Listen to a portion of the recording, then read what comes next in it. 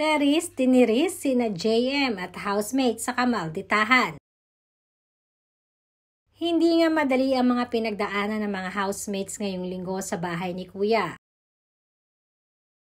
Masasabing ang mga house challengers ay nahirapan din sa kanilang mga task na ibinigay ni Kuya sa loob ng kanyang bahay.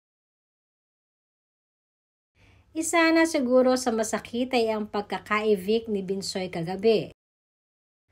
Halos hindi nga maipinta ni JM ang kanyang mukha kagabi dahil na rin alam naman natin kung gaano siya ka-close kay Binsoy. Samantalang nagkainitan naman sina Teresa at JM sa loob ng bahay.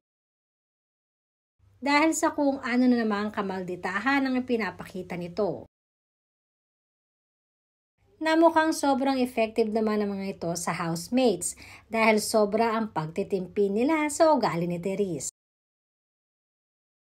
Samantalang ang task na ito naman ay utos lamang sa kanya ni Kuya upang masukat at makita ng taong bayan kung sino nga ba ang karapat-dapat para sa big winner.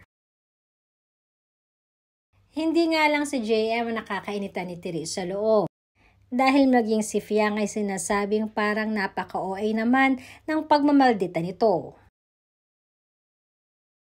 Ganun pa man ay patuloy namang umaani ng pagpuri itong si Teres sa mga host ng bahay ni Kuya.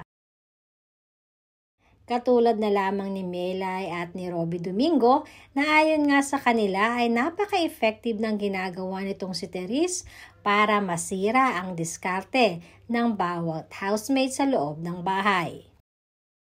Kabaligtaran naman ito ng mga netizens na patuloy na bumabatikos kay Teres. At syempre, umaamin din siya ng napakaraming hate messages at comments galing na rin sa mga netizens.